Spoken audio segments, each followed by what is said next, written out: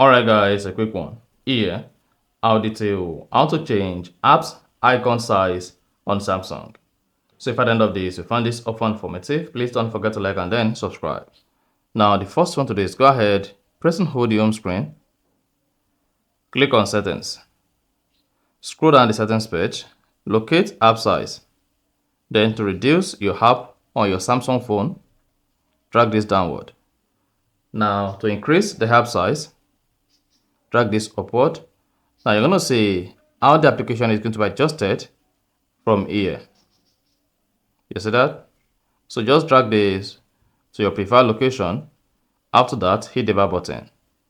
Now go to the app screen, then you'll see the application size increased. If you reduce the app size, then you'll see the application size reduced.